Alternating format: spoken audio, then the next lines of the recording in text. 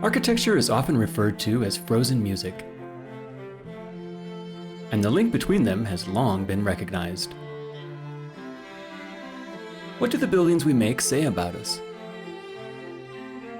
How does our perception of them change when filtered through music?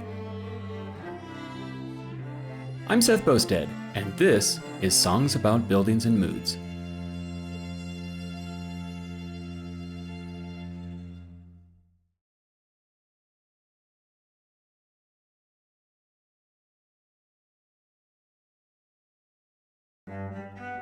Tucked away at the far end of the Fulton Street Mall in downtown Brooklyn is one of the most beautiful buildings in Brooklyn, the Dime Savings Bank.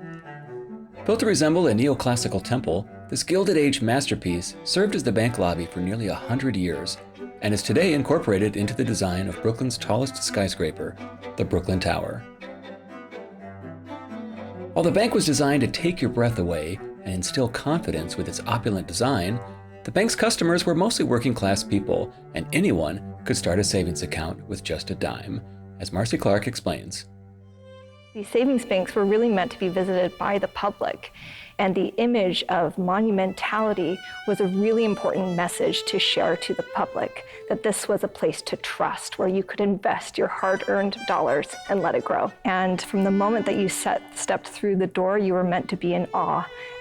Throughout your entire procession through the space, from seeing this monumental colonnade in beautiful red marble, to the polychromatic floors with the iconic hexagon frames, the ceilings, the teller windows, everything was meant to really impress you. And of course, the vault, the display of the vault. Tell me more about the people in the 1930s, 1940s. What was this area of Brooklyn like? I mean, what kind of people were here and using this bank? These were the hardworking people of Brooklyn who were coming in to establish an account for just a dime.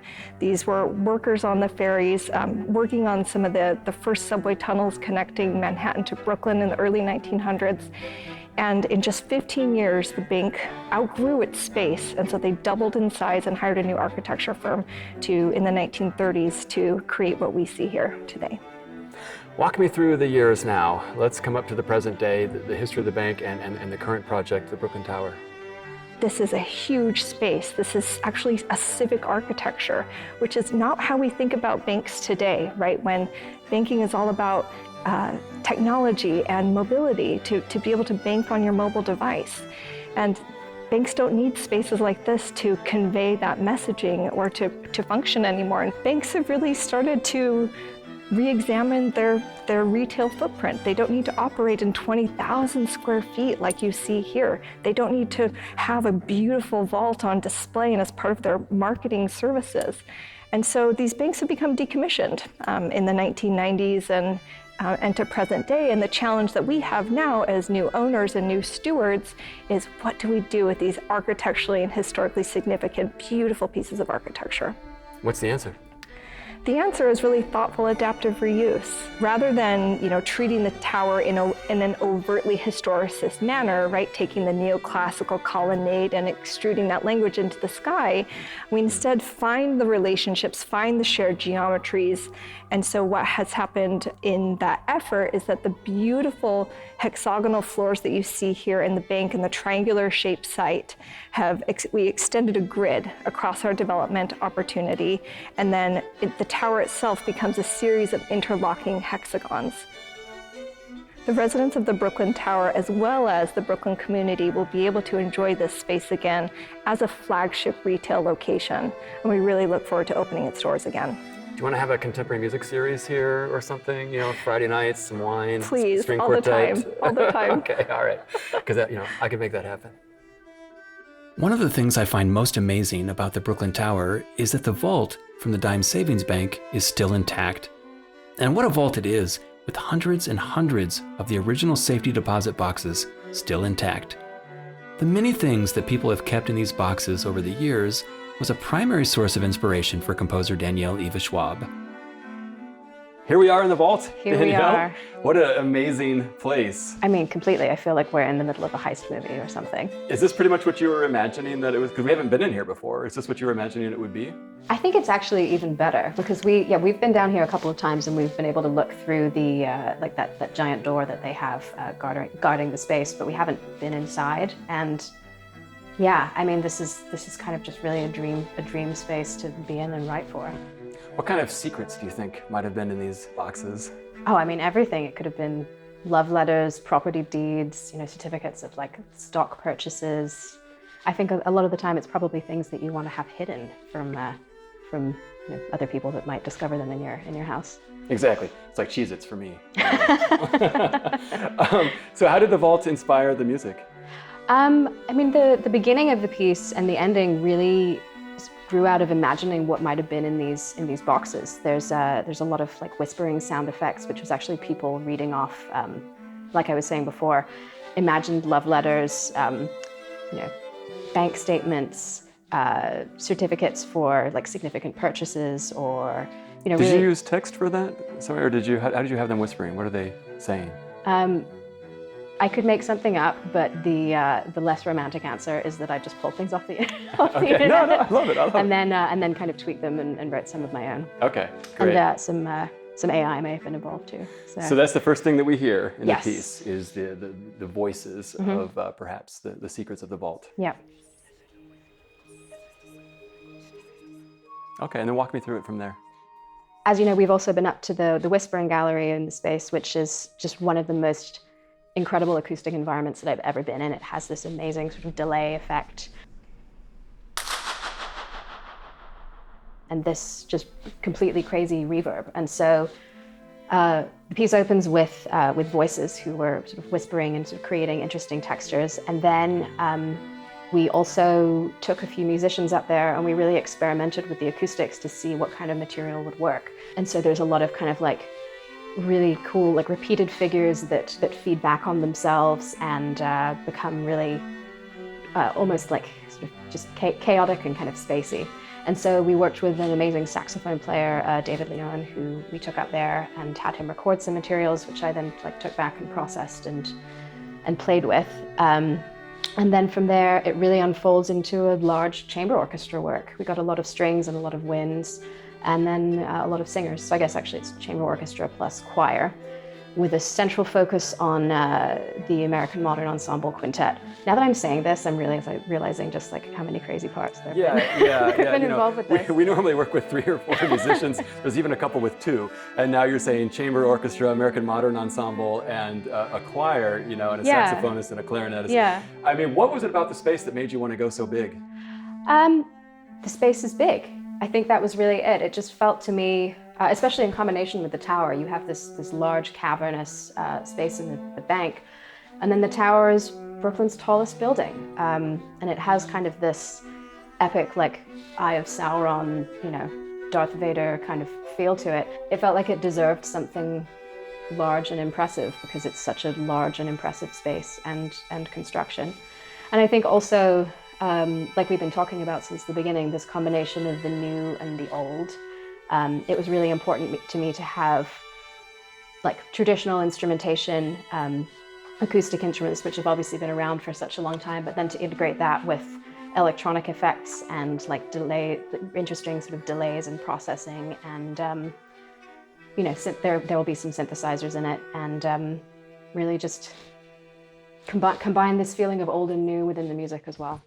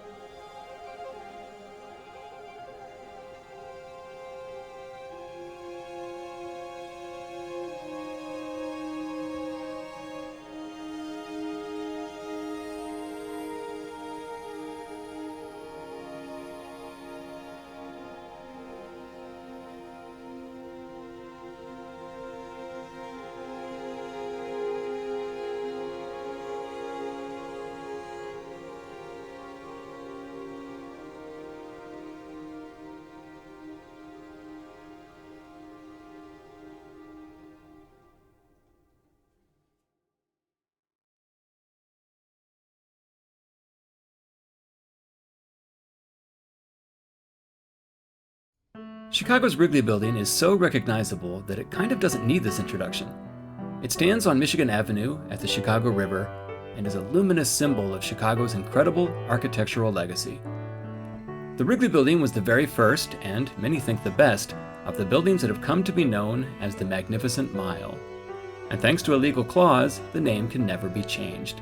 It will forever be the Wrigley Building. I spoke with Bradley Borowick, the general manager of the Wrigley Building, and I spoke with composer Amy Wurtz. And I thought it would be fun to let them tell the story of the building and the musical inspiration for it at the same time. And since Amy is a pianist, she can play some of her themes for us at the piano as well. So the opening of the piece is kind of ethereal because I always picture this building against this blue sky, which we got today for our filming. And so it's a little bit soft and evocative.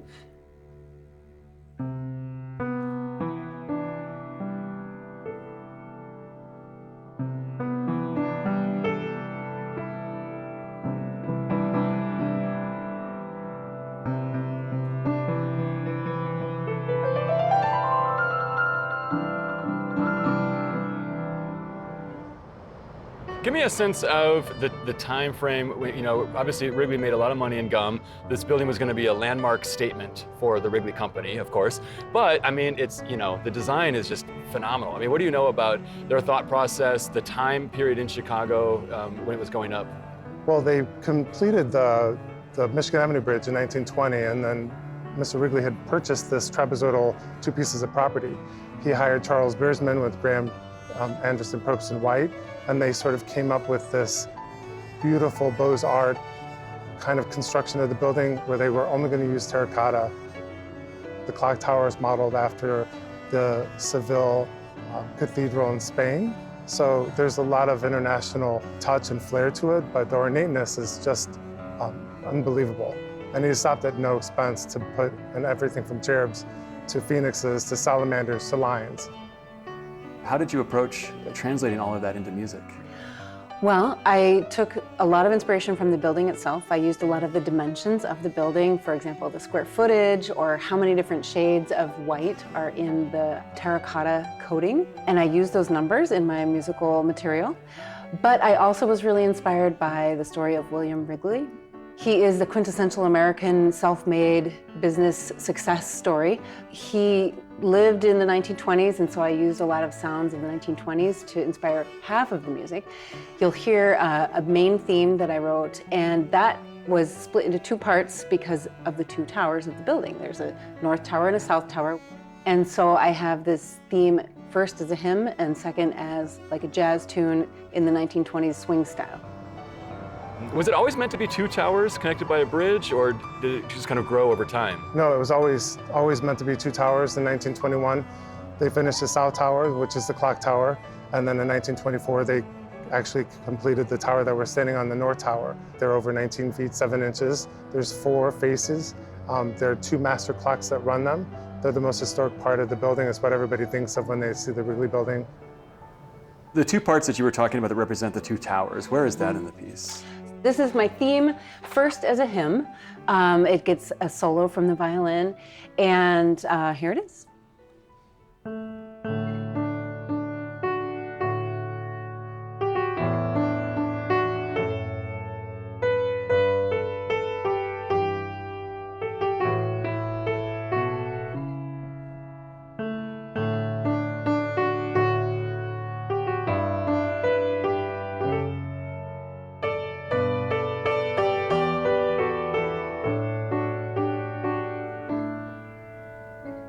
That's nice. Not only is it hymn-like, but it's very American, you know, with the open force in the right hand. There's a kind of pentatonic-y, you know, almost country blues sound to it as well. Yes, that's exactly what I was going for.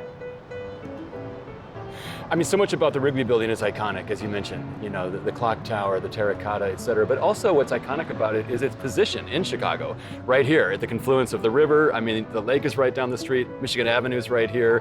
Was this an iconic location then, like it is now? I think it was even more of an iconic location. The Burnham plan had already planned to have the bridge connect what was once Pine Street, now North Michigan Avenue. So where Michigan Avenue kind of comes straight forward, it actually juts out. And so the property of the two trapezoidal pieces of property for Wrigley actually pushes that street out. And so when you're looking at from the south, looking to the north, the building looks much larger than what it actually is. When this was actually built, there was nothing around here except for a soap factory, which was across the street.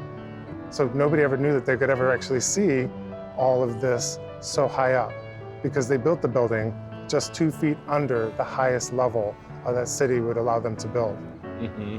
That's fascinating. There really was not much else around here Nothing, at all. nothing. This would have just been this gleaming, Yeah, icon with hardly anything around it. If you look at old photographs, you'll just see just factory, factory, factory, and this one white, beautiful terracotta building. It just looks like it stands out like it wasn't supposed to be there. Well, I've been here for 13 years. We've overseen this building since we purchased in 2011, did a massive renovation, put about $75 to $100 million into the building. So we have touched every part of this building, and we know everything about it. There's an honor and a love to come into this building every day. It's an honor to take care of it. I really enjoy the pairing of music and architecture because they are both so fundamentally similar in the terms of structure and composition. I love having a point from which to start for a composition. Oftentimes, starting a piece is the hardest part about it. And so when you have a dedicated reason to write a piece and something to base it on, that's a huge gift to a composer.